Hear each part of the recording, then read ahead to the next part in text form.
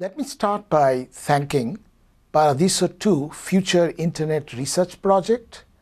They have asked me to mention and state my views on the impact of globalization on economic development in poor countries, which obviously is a big problem. Most people I know and I read about have very strong opinions on globalization, some positive, many negative. And I find that the strength of conviction on their part is often in inverse proportion to the amount of robust evidence they have. I happen to have views which is somewhere in between. But before I give you my views, let me also say that different people mean different things by globalization. Since I have a very short amount of time, I'm going to talk about globalization in only one sense: the opening of the economy to foreign trade and foreign investment. And even in investment, I'm going to talk about long-run investment in buildings, factories, etc., and not on short-run speculative capital flows. And my view, just in a couple of sentences, is this. Globalization obviously can cause lots of hardships for the poor. But at the same time, there are many instances in which globalization can also open up opportunities for people. Now, different countries react to it indifferently. Some take up these opportunities very well, and some don't. And that depends on the whole range of domestic, social, economic, and political institutions. So, if globalization opens up opportunities as well as causes hardships, what is the net outcome? Well, the net outcome is quite often complex and almost always context dependent. So, therefore, what I have to say often runs counter to those who glibly come out in favor or against globalization, belonging to opposing camps. So let me elaborate on this a little bit. Globalization obviously can wipe out some jobs because of increased market competition, global market competition. But there are also instances from very poor countries where globalization has expanded job opportunities. Let me give you the example of very simple jobs in the garment industry, which is a highly labor-intensive industry employing large numbers of young, poor women.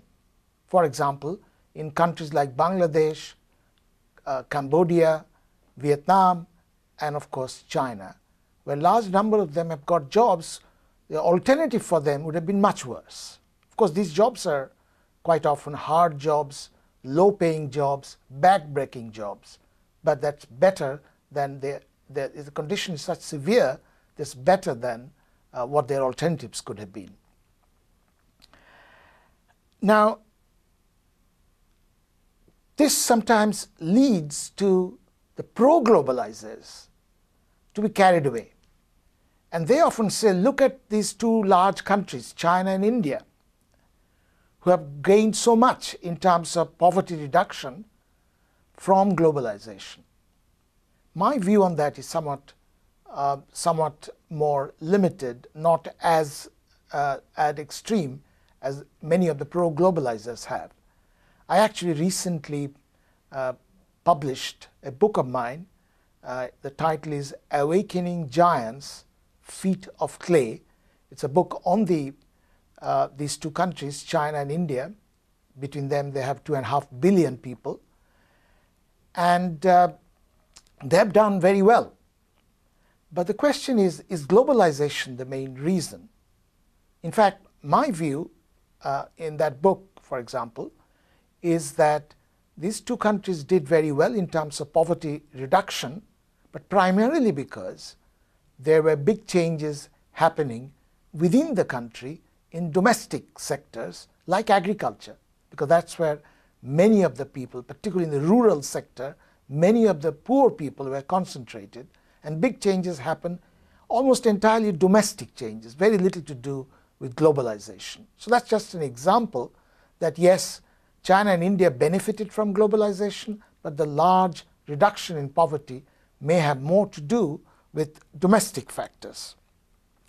In general, many of the poor are what one would call self-employed. Namely, they're on their work on their own family farm in agriculture, or their own family enterprise in industries, or in shopkeeping and vendors, street vendors, etc. So they are largely self-employed or family employed. What do they need to get out, to climb out of poverty? They need better education, better training, they need more credit, they need marketing, they need insurance against all kinds of risks, and they need what economists call infrastructure. By that they mean things like roads, electricity, telecommunication, etc. Most of these factors are not entirely unconnected with globalization, but really very little to do with globalization. They're primarily domestic. Of course, those who have wage jobs, as I've already mentioned, some of their jobs will get wiped out and some new jobs will open up. Now, but one can say that even when there is no net job loss, still there's a lot of churning, job churning, and there's a lot of job dislocation. And that, of course, leads to a great deal of anxiety on the part of the workers. Now, because of that, many workers are opposed to globalization because of the insecurity. Now, you see different attitude of workers to globalization in different countries. Even in rich countries, workers in the United States are more often opposed to globalization. On the opposite side, you will see workers in rich countries in Scandinavia are not that opposed to globalization. And the main difference is that workers, the safety net, what you can fall back upon if you lose your job, is much better in Scandinavian countries. So they're much less anxious because of the dislocation caused by globalization. The opposition to globalization is much more in the United States because of lack of enough adequate safety net. So that's again an example that is the domestic institutions of social protection and redistribution that play a very important role in workers' attitude to or the actual impact of globalization. Similarly, other kind of institutions which are also very important in poor countries, is that it much depends on domestic institutions which enhance the technological capacity to absorb innovations that are happening in the global economy. Innovations, for example, happening in the internet, in mobile phone technology, and it's already apparent that mobile phones, for example, which are spreading like wildfire in very poor countries, can help them not merely in having information about market prices, having information of weather risks, but now recently mobile phones have also become a very important instrument in banking that can be spread out into the villages.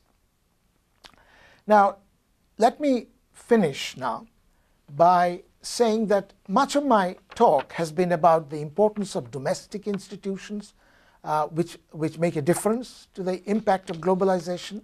But let me end by saying this does not mean that rest of the world or international organizations and entities are absolved of any responsibility. So let me mention about 3 or 4 things which European Union, can do to help people climb out of poverty. Number 1, reduction, and this is obviously talked about all the time, reduction in agricultural protection and subsidies in Europe that keeps farmers of poor countries, they cannot compete because of the government subsidies and protection. It's not just tariffs and subsidies. There's also protection of an implicit kind. For example, again, European Union have these standards, supermarket standards of safety standards. Now, safety is a good thing, but quite often these are imposed by domestic protectionist lobbies, and they're much too costly. For example, the EURE-GAP safety standard in European supermarkets is much more stringent than even for organic foods in the United States. And African farmers have to keep to those standards. They're very costly. So what it means, it cuts out small African farmers from the European supermarkets because of these safety standards. Second is that in order to reduce the monopoly power of international trading companies, it's very important that the World Trade Organization, the main regulator of international trade, should have an antitrust wing which tries to regulate monopoly practices on the part of these large companies. Number three, facilitate international partnerships in research and development on new products like drugs, vaccines, new crops, which can be useful for the poor. And lastly, technological assistance to these countries so that they can give adjustment assistance to dislocated workers, they can improve the environment. These four that I mentioned will be much more useful for the poor in developing countries than these massive programs of foreign aid that we have now. Thank you.